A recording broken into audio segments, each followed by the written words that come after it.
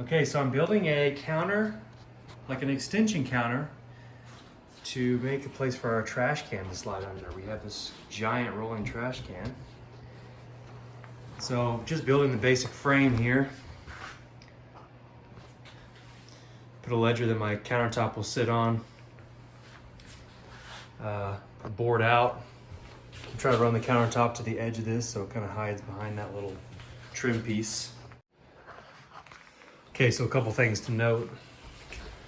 Not only does this floor slope down, but this wall slopes, towards me. So at the bottom, this measurement needs to be shorter for this to be level.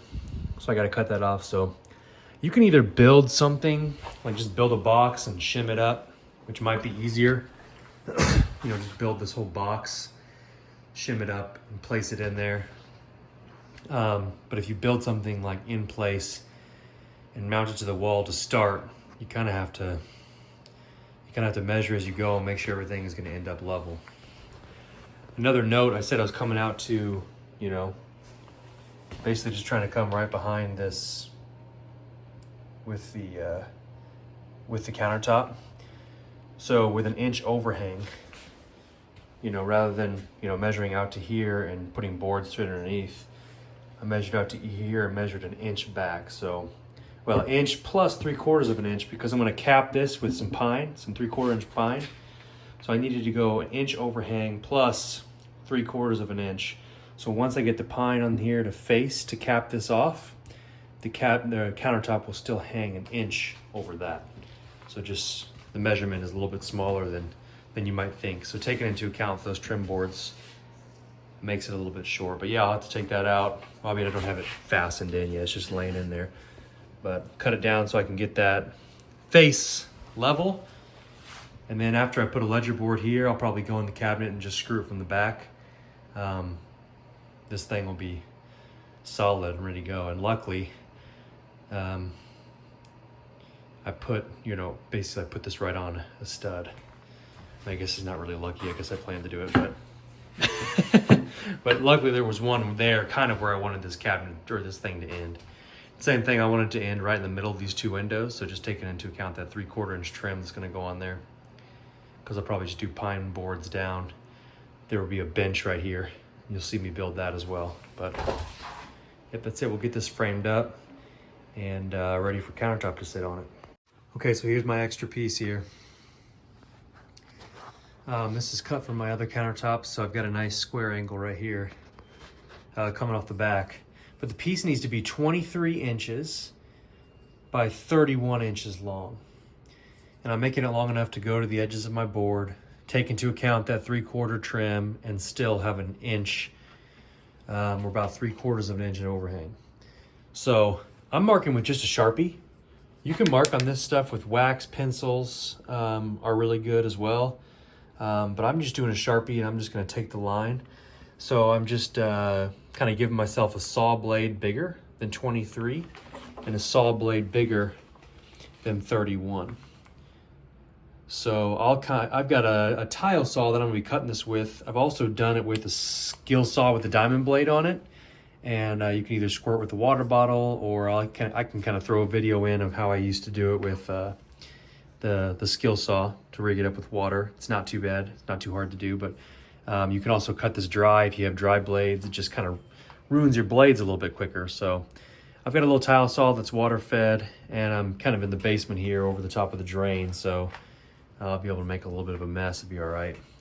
But yeah, so cutting this thing out 23 by 31, and the saw that I have is just a basic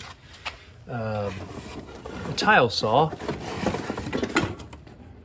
And it's got, water feed to it, and that blade is, I think it's 4 3/8 or 4.5 inch blade, and it's enough to get through this this granite here, which is about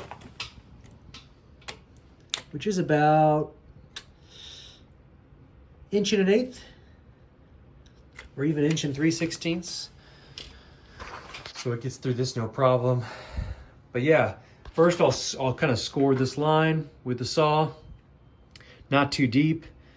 And then I'll work my way all the way through it. But before I cut, I'll put some boards underneath to where that part can just kind of fall. So I've already got boards running this way underneath the piece, but then I'll do some boards running that way, make that cut, and then this piece right here can just kind of fall off as I make this cut. But once I get it cut down, I'll show you how to smooth off the edges as well.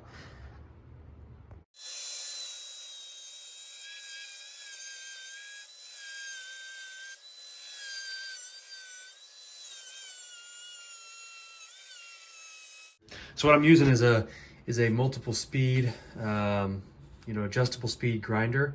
Is it necessary? Probably not absolutely necessary. You probably just do it with a regular grinder as well, with just one speed, but I like to have control over how fast this thing is moving. But the stuff I'm gonna be using for this is, these are like grinding wheels for, granite or quartz or just stone. And I'm starting with this 36, then I'll go 60, and then I'll go 120. And basically I'm just kind of working them on this edge here, smoothing this out.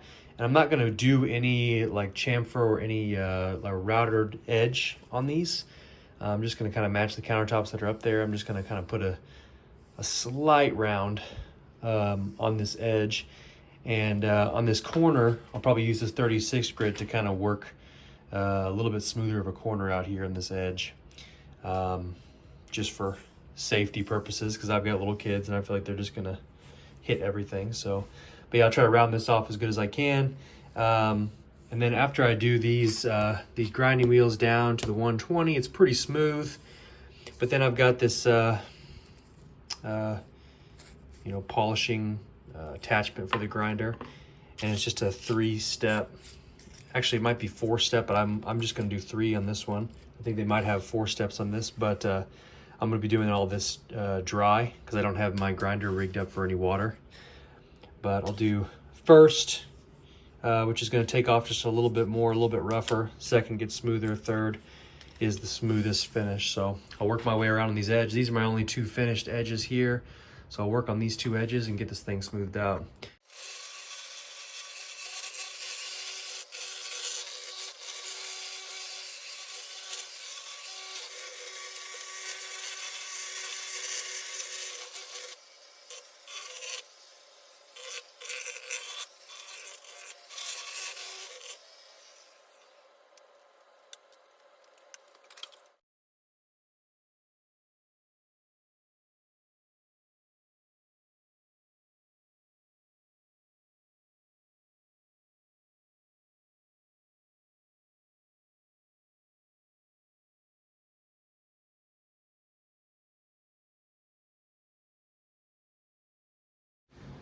So now the final touch that I do is this product called Ice. So it's a color enhancement for the edge, because when you cut, it kind of leaves almost like a chalky, like stone looking finish, and this is like polished up here. So when you use this stuff, you just put it on a clean rag, make sure this is all cleaned off, and you just dab it on here and you just kind of rub it on the edges. I'm gonna try to kind of show you what this color enhancement can do. So along this edge here, looks a little bit chalky.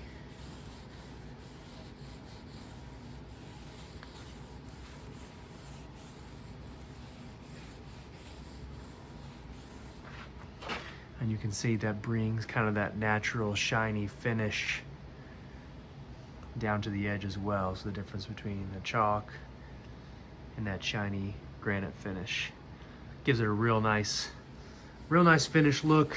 Covers up all the impurities of the sanding and the grinding. So I'll get the rest of this coat on and show you what it looks like. All right, there's the basic frame set in there. I don't know if you can see what those edges look like. They look pretty similar to the top. Looking good. Okay, so here I was working on putting this plywood frame together. And because I was using 1/2-inch plywood, because it's what I had, it made it a little bit tough to put the shelves on in between here. So you see, as I get to this second shelf, or I guess to this second piece of plywood that's going down. I guess you could call it the leg. The second leg I could nail into the shelf on this side. But when I went to put that second shelf in, I had to be a little bit of a wizard with the nail gun to not bust it through. So I kind of had to nail at an angle, which is a little bit tough.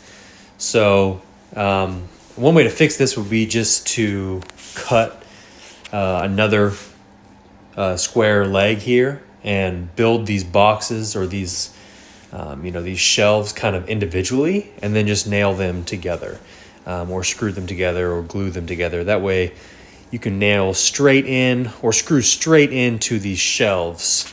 Also, doing this with 3/4 inch plywood would make it a lot easier, but just wanted to note that.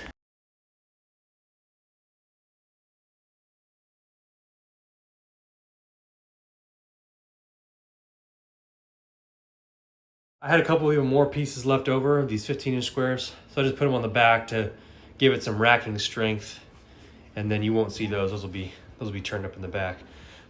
So I'm going to use the Craig pocket hole jig to put all this together.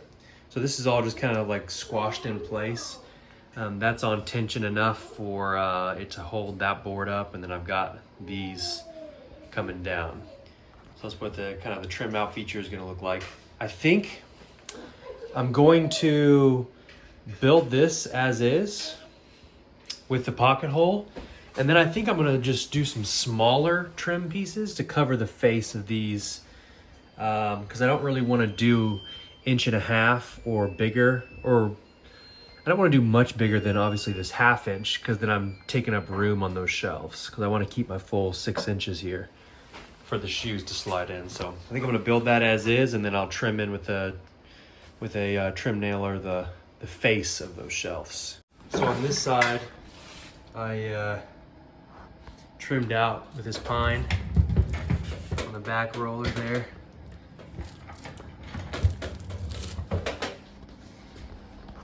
Countertop is in place. Got pine on this side. For whatever reason, this measurement was a little whack, and so it's left a little bit of an edge there. It's looking all right. I'm going to finish these panels on the back. I got a couple more, and I'll see if I want to come out on this side or not. It might make it look a little bit better, kind of fully enclosed, with these little panels going all the way around.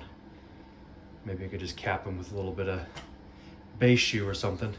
But for the top, like I said, I'm either gonna do plywood, but since this little back part is the only part that I need to open to access the electrical stuff, the plugs, then I might just do some like scrap pieces of pine trim, cut them in like little squares and do like checkerboard style. We'll see. Maybe like frame it with a 1x6 and then do the checkerboard style in the middle. Haven't decided yet, but rather than buying a piece of plywood, I don't have a piece of plywood for this. And rather than buying a piece of plywood, I could use some of that leftover pine that I've got, but we'll see. Windows almost all the way trimmed out. So I've got a couple more pieces to rip. I'm just gonna do full pieces there. I went and bought a 1x10 just to make that nice and seamless. But it's coming along, almost finished up. All right, so we're just about done here. Wrapping up this project, it's looking pretty good. I got the back on with all these slats. Use some liquid nails to get these things stuck in. And I really like how this turned out, using all these scraps. And I kind of just changed the grain. So I go grain this way on the top. Next one, do the grains that way. I thought it made it look a little bit more abstract, I guess. Not trying to keep all the grain in the same one, making it look like the same board. But it really has that checkerboard look to it. This counter turned out just the way I liked it. It's looking good. Coming along. So I got a little bit of sanding to do. This back panel is removable. So behind there, you saw that I did the plug, and so we'll have charging cords kind of mounted in each one of these spaces for the kids' Chromebooks or tablets. It's a good way to make sure that they charge them every night. But yeah, that's the space. It turned out well, and it didn't block it off. I was kind of worried about it blocking the space off, but it really still seems pretty open for such a small mudroom. So yeah, I hope it gave some ideas or some inspiration to build your own. And yeah, that's about it. I'm gonna finish sanding this thing up so no one gets splinters in their butt. But other than that, this project's a wrap.